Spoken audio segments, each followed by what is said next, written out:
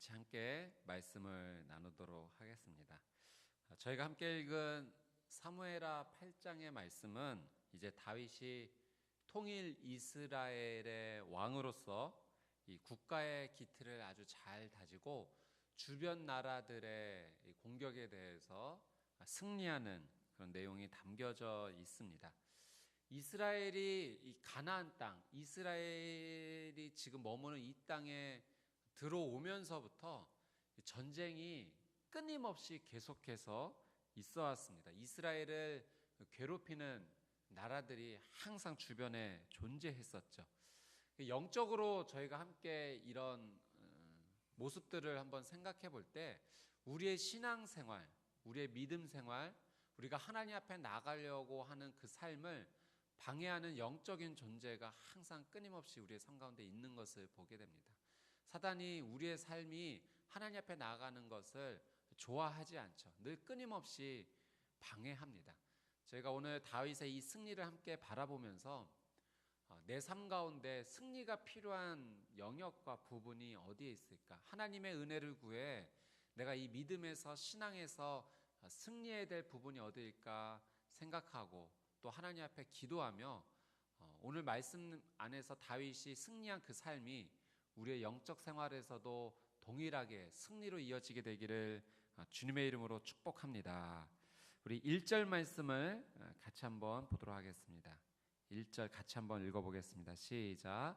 그 일 후에 다윗은 블레셋 사람들을 쳐서 정복했고 블레셋 사람들의 손에서 메덱 암마를 빼앗았습니다. 이 블레셋은 이스라엘의 주변 국가 중에서 가장 위협적인 존재였죠. 저희도 이제 성경을 보면 항상 이스라엘이 이 블레셋과의 전쟁에서 어려움을 겪는 것을 보게 됩니다. 그런데 이 블레셋 사람들의 손에서 오늘 다윗은 메덱 암마를 빼앗았다라고 이렇게 성경에 기록하고 있는데요. 메덱 암마는 이런 의미입니다. 어머니의 굴레. 그러니까 고대 근동에서 어머니라고 불렸던 것이 이제 통했던 것은 그 당시의 수도를 어머니라고 불렀다고 합니다. 그러니까 블레셋의 주요 그 도시였던 가드 지역이 어머니에 해당하는 거죠. 그러니까 어머니의 굴레라고 하면은 이 가드를 포함한 블레셋의 주요 5도시를 의미하지 않을까 합니다. 메덱 암마를 뺏었다라고 하는 것은 블레셋의 주요 도시를 다 점령했다라는 의미가 되겠죠. 다윗이 블레셋 족속을 완전히 평정했다라고 하는 의미입니다. 이 블레셋이 이스라엘에게 가장 위협적인 요소였고 늘 끊임없이 괴롭혔던 가장 큰 민족이었던 것을 생각해 본다면 영적으로 우리가 이것을 바라볼 때 내 삶 속에서 나를 가장 끊임없이 힘들게 하는 요소는 무엇일까? 내 신앙생활, 내 믿음생활, 영적으로 나를 늘 끊임없이 괴롭히는 것은 무엇일까를 한번 오늘 이 아침에 묵상을 해보게 됩니다. 그리고 그것을 하나님께 같이 올려드렸으면 좋겠어요. 하나님, 늘 항상 내가 하나님 앞에 나가려고 하는 것에 이것이 방해가 되고 문제가 됩니다.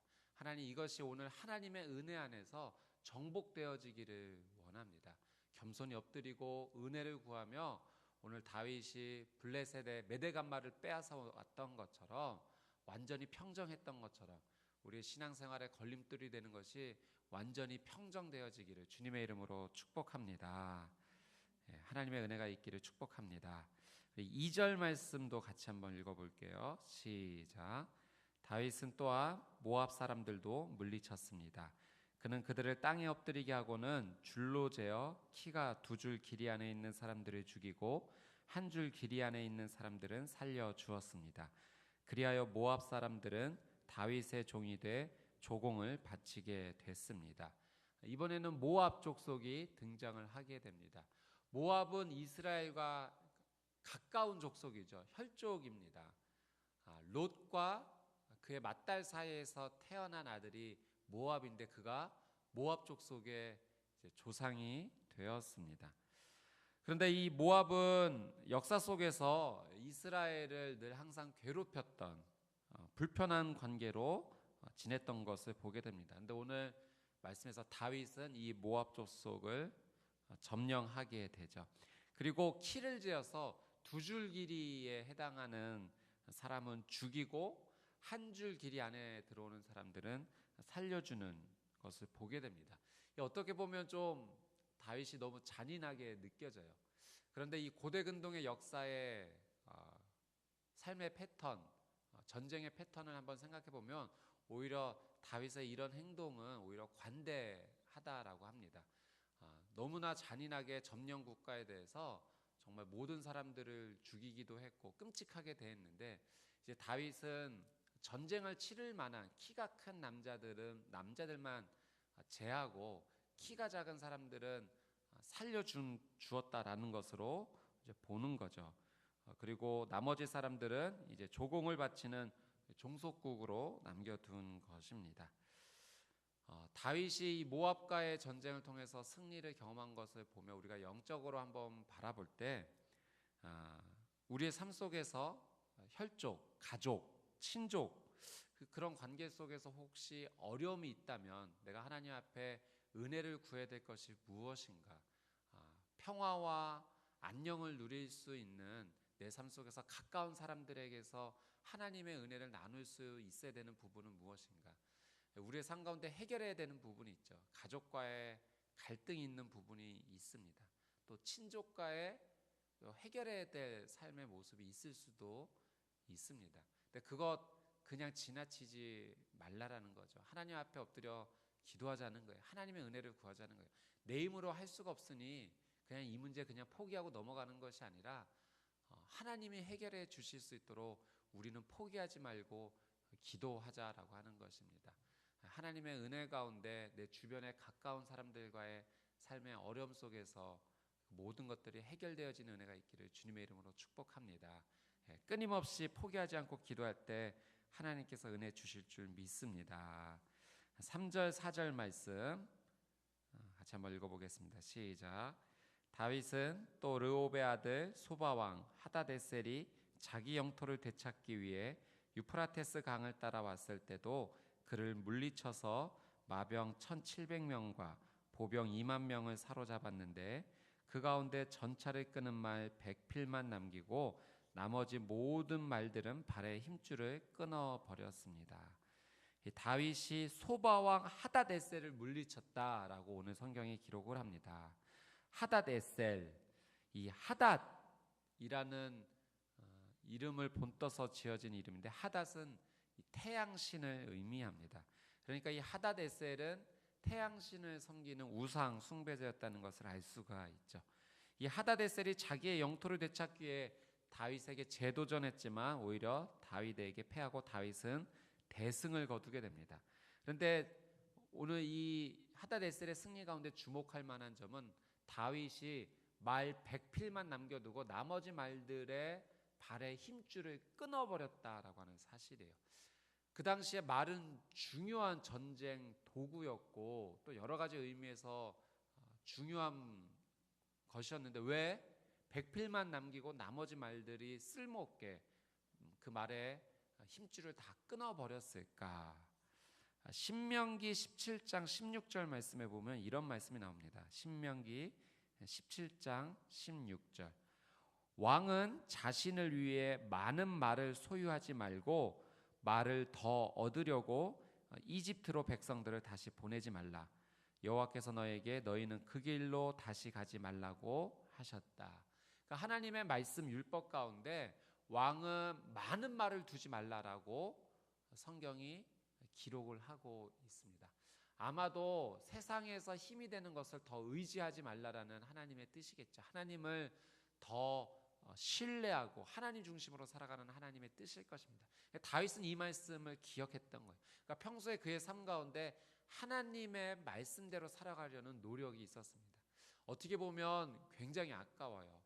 말을 쓸모없게 만든다는 것이 굉장히 큰 손해인 것 같습니다. 그런데 다윗은 그것을 개의치 않았어요. 비록 손해가 되는 것처럼 느껴지지만 하나님 말씀을 지키고 하나님을 더 신뢰하는 길이라면 그 길을 선택했다라고 하는 사실이죠. 오늘 우상 태양신을 섬겼던 하닷에셀이 패배하게 되었습니다. 우리의 삶 가운데서 내가 하나님보다 더 좋아하고 귀하게 여기는 우선순위를 하나님보다 더 먼저 두려고 하는 것이 있다면 그것도 우리에게 우상 숭배가 되지 않겠습니까? 오늘 그것이 하나님 안에서 정리되어지기를 주님의 이름으로 축복합니다.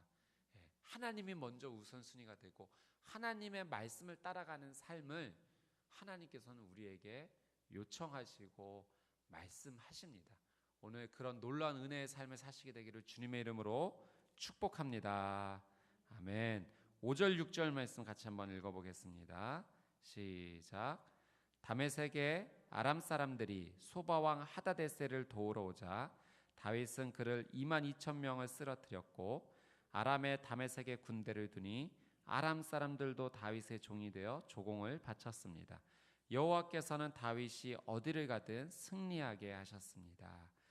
이번에는 다메섹 사람 아람이 다윗에게 도전을 해요. 하다데셀을 도우러 옵니다. 그러나 오히려 다윗은 이 다메섹에 대해서 대승을 거두게 되고 이제 더 이상 군사적인 도발이 일어나지 아니하도록 그 땅에 군대를 주둔시킵니다. 그리고 그들로 하여금 조공을 바치게 하게 합니다.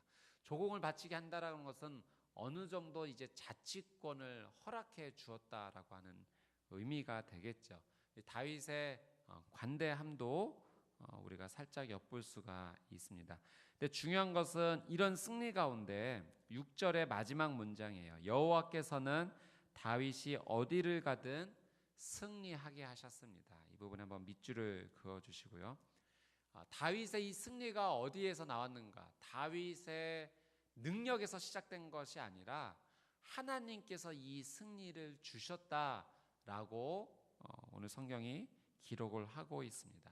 사랑하는 여러분, 분명한 사실은 승리는 하나님께 있다라고 하는 사실이에요. 하나님만이 우리에게 승리를 주실 수 있고 하나님만이 우리를 좌절의 자리에서 일으켜 세워 주실 수 있으십니다. 하나님만이 포기와 절망 가운데 있었던 우리의 삶을 온전하게 일으켜 주실 수 있고 세워 주실 수가 있으십니다. 사랑하는 여러분, 여러분의 삶 가운데 늘 삶 속에서 패배로 여겨졌던 삶의 영역, 영적인 영역, 오늘 그것이 회복되어지고 승리하기 위해서는 다른 방법이 없습니다. 먼저 하나님 앞에 나아가야 돼요. 그리고 하나님이 내 삶 가운데 원하시는 삶이 무엇일까? 그것을 먼저 하나님 앞에 우리가 믿음으로 반응해야 될 것입니다. 하나님 말씀을 저희가 가까이 해야 돼요. 그리고 그 말씀을 통해서 주시는 하나님의 음성이 무엇인지 들어야 됩니다. 그리고 그것을 우리의 삶의 영역에 적용해야 해요. 그리고 하나님의 그 뜻대로 행할 때 우리의 삶 가운데 영적인 자유함과 회복과 평안과 은혜가 있을 줄 믿습니다. 오늘 이 하나님의 놀라운 승리를 맛보시는 저와 여러분이 되시기를 주님의 이름으로 축복합니다. 아멘.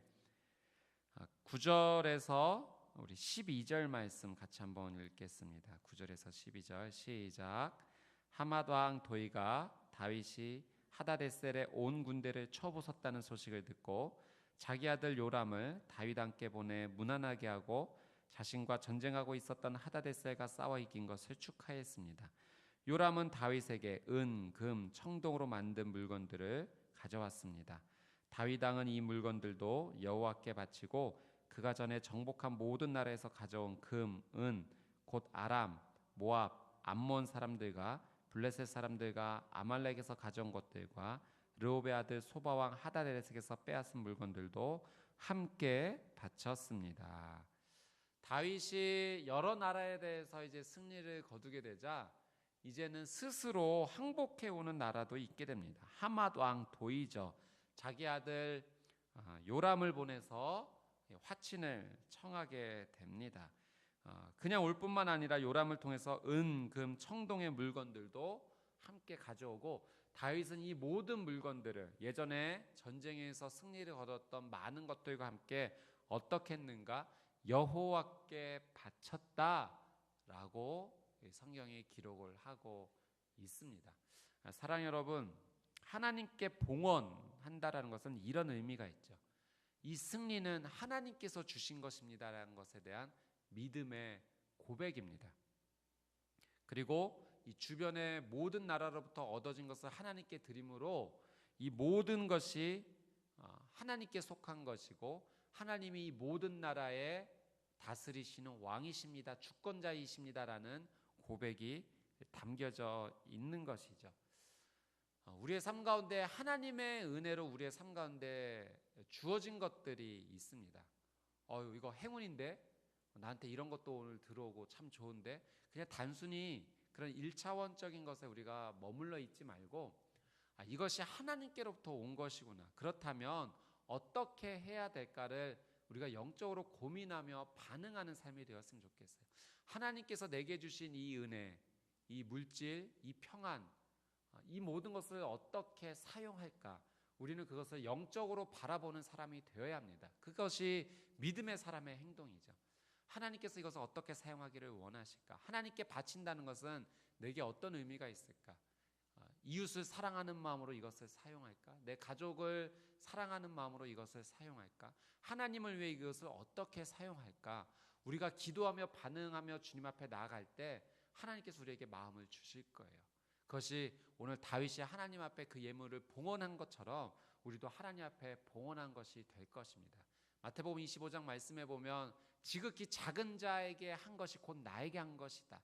소자에게 물 한 그릇 주고 병든 자를 돌봐주고 감옥에 갇힌 자를 돌봐준 것이 곧 나에게 한 것이다라는 예수님의 말씀을 기억합니다. 하나님께 봉헌하는 삶, 이것이 하나님께로부터 왔고 하나님께서 내게 주신 은혜이니 하나님을 위해 사용하고 싶습니다. 그 귀한 믿음의 고백 오늘 이 하루 가운데 있게 되기를 주님의 이름으로 축복합니다. 아멘. 13절 14절 같이 한번 읽어보겠습니다. 시작. 또한 다윗은 소금 골짜기에서 1만 8천 명의 에돔 사람들을 무찔러 더욱 이름을 떨쳤습니다. 그는 에돔에도 군대를 두되 에돔 온 지역에 두었고 모든 에돔 사람들은 다윗의 종이 됐습니다. 여호와께서는 다윗이 어디를 가든지 승리하게 하셨습니다.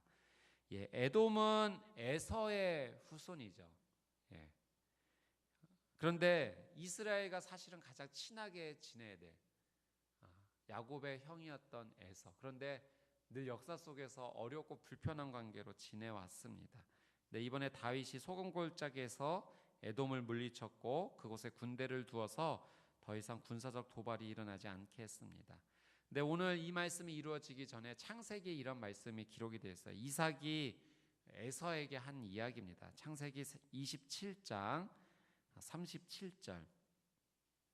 이삭이 에서에게 대답해 말했습니다. 보아라, 내가 그를 너의 주인이 되게 하고 그의 모든 형제들을 다 그의 종으로 주었다. 또 그에게 곡식과 세포도를 주었다. 그러니 내 아들아, 내가 너를 위해 무엇을 할 수 있겠느냐. 두 아들을 축복하는 가운데 이 축복이 엇갈리게 되고 에서가 야곱을 섬기게 될 것이다라고 말한 이삭의 말이 기록이 되어 있죠. 이삭이 말했기 때문이 아니라 이 하나님의 뜻이 이루어진 것입니다. 근데 저는 그러면 하나님이 한번 정하신 일이면 영원히 변하지 않는 것인가? 그렇지는 않다라고 하는 사실이에요. 하나님께서 그 니느웨 성의 아시리아 사람들도 회개했더니 돌이켰더니 그 사람들을 좌우를 분별하지 못하는 12명의 사람들을 하나님께서 구원해 주지 않으셨습니까? 그러니까 영적으로 돌이킬 수 있는 은혜의 때가 반드시 있다는 거예요. 에서의 후손에게 이런 일이 일어날 것이다라고 이야기했지만 그건 경고죠. 그렇구나. 하나님의 뜻대로 행하지 아니하면 이렇게 살 수밖에 없구나. 그것을 깨달았다면 하나님이 원하시는 길로 돌아와야 되는 거예요. 지금 그 에서의 때부터 이 다윗의 때까지 얼마나 많은 시간이 있었습니까? 그런데 그냥 그 시간을 보내고 이제 와서 그냥 이렇게 정복당했다, 멸망당했다라고 하는 것은 그것을 가슴 아파해서는 안 된다는 거죠.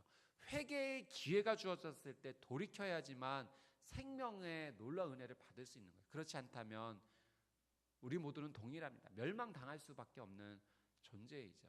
우리가 이 에돔의 이 삶을 한번 돌이켜보면서 내게 회개의 기회, 하나님께 돌이킬 수 있는 기회가 있다는 것을 감사함으로 여기고 바로 이때 우리는 돌이켜야 될 것입니다. 그리고 동일하게 내 주변에 하나님의 복음, 예수 그리스도의 십자가 복음을 전할 기회가 있을 때 전해야 되죠. 때가 지나 더 이상 듣지 못할 때가 되어 그가 생명길로 들어서지 못한다면 얼마나 안타깝고 어려운 일이 되겠습니까? 사랑 여러분, 돌이킬 수 있을 때 돌이키는 은혜가 있게 되기를 주님의 이름으로 축복합니다. 하나님 앞에 회개한다는 것, 그것은 우리가 정말 삶으로 하나님 앞에 돌이키는 것이지. 오늘 하나님께서 내 삶 가운데 돌이키기를 원하시는 부분, 정말 하나님의 뜻대로 온전히 행하는 거룩한 하루가 되시기를 주님의 이름으로 축복합니다. 15절에서 18절 말씀 같이 한번 읽어보겠습니다. 시작. 다윗은 온 이스라엘을 다스리되 그 모든 백성들을 올바르고 의롭게 다스렸습니다. 그때 스루의 아들 요압은 군사령관이 됐고 아힐롯의 아들 여호사밧은 역사를 기록하는 사람이 됐습니다. 아히두베의 아들 사독과 아비아달의 아들 아히멜렉은 제사장이 됐고 스라야는 서기관이 됐습니다. 여호야다의 아들 브나야는 그렛 사람들과 블렛 사람들을 다스렸고 다윗의 아들들은 중요한 신하들이 됐습니다. 이제 대외적으로 다윗이 모든 주변 나라들을 이렇게 평정했다면 이제는 대내적으로 이스라엘을 통일 왕국으로서 잘 정비시켜 나가는 모습을 보게 됩니다. 이스라엘의 합당한 조직을 잘 세워나갔어요. 군사 조직만 둔 것이 아니라 종교, 행정 여러 가지 면에서 그 일을 감당할 만한 사람들을 잘 세워두는 것을 보게 됩니다. 그런데 주목할 점은 15절 말씀에 다윗이 올바르고 의롭게 나라를 다스렸다라고 하는 점입니다. 올바르게 다스렸다는 것은 공정한 재판을 행했다는 거예요. 다윗이 자신의 권력에 따라서 마음껏 좌지우지하며 그냥 자신의 뜻대로 재판을 한 것이 아니라 백성들을 정말 사랑하는 마음으로 올바르게 공정한 재판을 했다라고 하는 것입니다. 여러분, 우리에게도 때로 하나님께서 주신 권리로 재판할 수 있는 권리가 주어질 때가 있습니다. 권리가 있는 거죠. 우리가 우리의 삶을 통해서 영향력이 행사될 때가 있습니다. 근데 어떻게 해야 되는가? 내 유익에 따라서 하는 것이 아니라 하나님의 뜻에 따라서. 하나님께서 공정하게 생각하시는 것은 무엇일까? 비록 그것이 내가 그것을 선택하고 결정해서 내게 불이익이 된다 할지라도 이것이 하나님 원하시는 뜻이라면 그렇게 해야겠죠.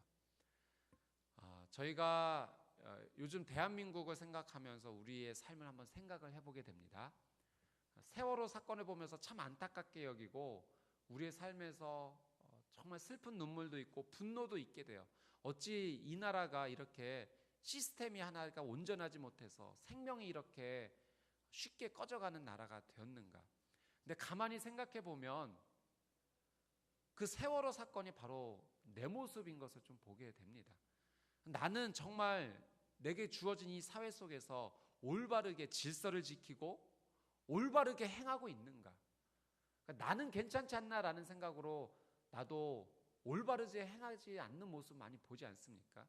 신호등이 빨간불인데도 불구하고 빨리 건너야 되니까 괜찮겠지 하는 생각에 그냥 건너게 되고, 주차하지 말아야 될 곳에 그냥 주차해서 세우게 되고, 질서를 지키고 공의를 행해야 되는 그곳에 나는 괜찮겠지 하는 생각에 그냥 지나치는 모습, 그게 결국 내 문제 아니겠습니까? 그러니까 이 세월호의 사건을 통해서 우리가 정말 하나님 앞에 무릎 꿇고 기도해야 되는 것은 나 때문에 이런 일이 벌어졌다는 거예요. 우리가 이것을 정말 회개되지 않겠습니까? 공정하게 하나님의 뜻에 따라서 움직이게 되고 삶에 영향력을 끼쳐야 되는 것, 이게 아주 작은 일이지만 이것을 실천하며 나갈 때 이 나라 이 민족이 올바로 세워지게 되고 이 나라가 하나님의 손 안에서 온전히 거하게 된다는 사실을 기억하게 됩니다. 사랑하는 여러분, 오늘 이 하루 내게 주어진 최고의 하루입니다. 내일이 우리에게 주어지지 않을 수도 있어요. 그렇다면 오늘 이 하루, 오늘 우리가 하나님 안에서 공의를 행하고 하나님의 뜻 안에서 내가 비록 불이익을 좀 당하고 불편을 당한다 할지라도 하나님의 뜻에 따라 행하는 복되고 복된 이 하루, 축복의 하루가 되시기를 주님의 이름으로 축복합니다. 의롭게 행했다라는 것은 이런 의미예요. 하나님의 율법에 따라 일치된 행위를 보였다. 의로운 삶은 하나님의 말씀에 따라가는 삶이에요. 다른 것에 기준을 두지 아니하고 하나님의 말씀에 기준을 두는 삶. 다윗은 하나님의 말씀과 법도와 규례를 원칙으로 삼았습니다. 우리의 가장 제일의 원칙, 하나님의 말씀이 되기를 주님의 이름으로 축복합니다. 다윗 한 사람으로 말미암아 이스라엘 전체가 평안과 안녕을 누리게 되었어요. 그 한 사람을 통해서 대외적으로 평화가 찾아왔고 대내적으로도 모든 시스템이 안정적으로 세워지게 되었습니다. 나 한 사람을 통하여 내가 속한 공동체 대내외적으로 하나님의 축복과 평안이 임할 수 있다는 사실입니다. 사랑하는 여러분, 기도합시다. 하나님, 나를 통하여 하나님의 놀라운 은혜가 축복이 흘러가게 하여 주시옵시고, 하나님 나라가 하나님 내가 서는 이 땅 가운데 세워지게 하여 주시옵소서. 여러분 한 사람이 얼마나 소중하고 중요한지 모릅니다. 하나님께서 여러분 오늘 이 예배 자리에 보내주신 것은 오늘 하나님의 말씀을 통하여 깨닫고 행하기를 원하시는 하나님의 놀라운 사랑이 우리 가운데 임했기 때문에 그렇습니다. 거룩한 하나님의 사랑 앞에 감사하며 말씀대로 살아가는 저와 여러분의 삶이 되시기를 주님의 이름으로 축복합니다. 아멘. 오늘 말씀 붙잡고 같이 한번 기도하도록 하겠습니다. 오늘 다윗이 대외적으로 대내적으로